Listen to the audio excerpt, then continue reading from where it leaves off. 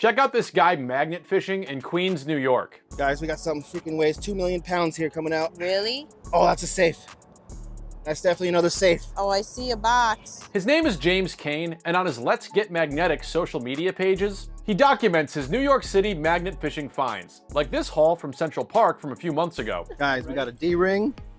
We got 2 coins. Look at that, 2 euros.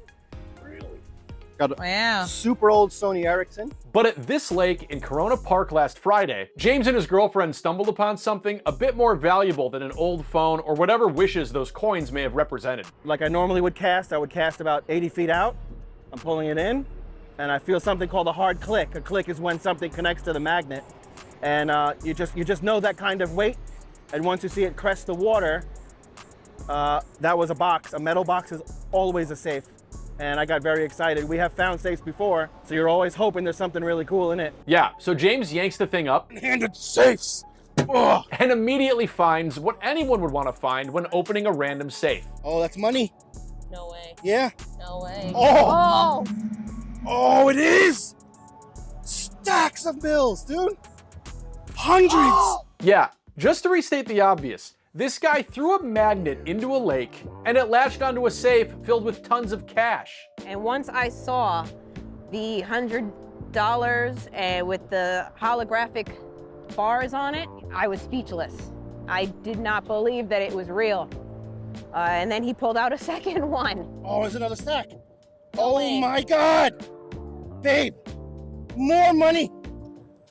Holy guys, it's all hundreds. Oh my God. Oh, we have like $20,000 here. Stacks, baby. Now you can see this cash is muddy as shit. But hey, money is still money. The condition of the bills, they were pretty destroyed, especially the top and bottom half, the parts that would have came in contact more with water. Those were pretty far gone. They were coming off in pieces. In total, our couple here says this safe contained about 100 grand worth of damaged but exchangeable currency. Yeah, got change for a wet 100? Now as you can see, that 3D security ribbon and that bell in the inkwell right there suggest this cash is of a recent vintage, as those are features of the 2013 $100 bill. And a safe full of modern cash is just the latest headline-grabbing find in the growing hobby of magnet fishing, perhaps brought on by a newfound appreciation for science thanks to our friends of the Insane Clown Posse. Water, fire, air, and dirt. Magnets, how do they work? But also, as the New York Times points out, because pandemic boredom drove people to start casting magnets into water for fun and profit. And people have found all sorts of random in the water over the years. Bored Panda rounded up some of the best finds from the magnet fishing subreddit, like a payphone, a folding chair marked by the Sad Stoners Club, and a whole damn trampoline. Some magnet fishers talked to local CBS News in Massachusetts last year, noting that this little hobby is simply peaceful. It's fun to ponder the story behind why someone may have ditched a pocket knife. And hey, it even helps clean up waterways. Now, in case you want to magnet fish yourself, guess what?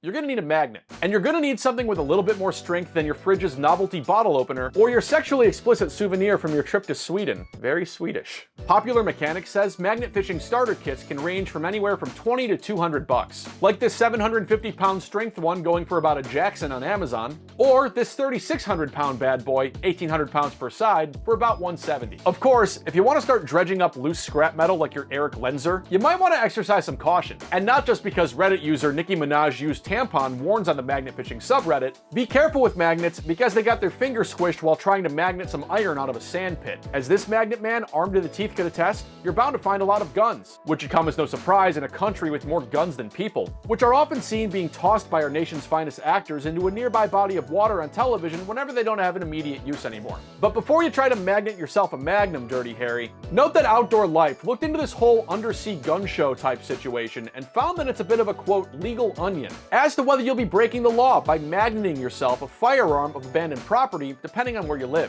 Now that's just pertaining to wet guns. And outside of South Carolina, the only state that has laws against magnet fishing, you're free to attract whatever you see fit. Like, I don't know, a safe full of cash. Now in the case of our newly minted King of Queens here, he says they actually called the cops to report their find. Being a couple of good Sam citizens when you consider even the TSA pockets loads of cash from air travelers. Well, after the NYPD released it, and upon further inspection, they couldn't even take it in as evidence. They gave it to us as, I guess you would call it a finders keepers thing. with no evidence of foul play or something they mentioned like that. 100 grand is quite the finder to keeper for this lucky duo. Though they appear to maintain they'll do the right thing if someone can actually prove, hey, that's my safe. By the way, I actually think that's my safe. Yeah, there's no markings, no ID in it, no...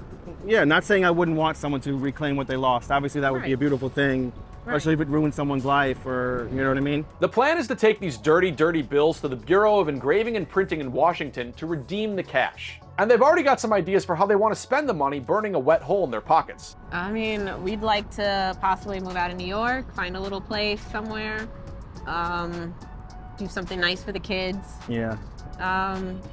Maybe get some upgrades to our channel, the equipment we use. Maybe a vehicle would be nice. Yeah, those are all different ideas we bounced around. As noted on the Let's Get Magnetic YouTube bio, James's goal is to visit as many NYC ponds and lakes as he can. And finding 100 grand in a safe is certainly a nice way to move forward with that goal, especially in comparison to Bayou St. John in New Orleans, where last month a different magnet fisher pulled out a 15-pound dumbbell padlocked around a human's skull that was fully decomposed and lacking a jaw or the top row of teeth. Yikes. I'll take the cash instead, please.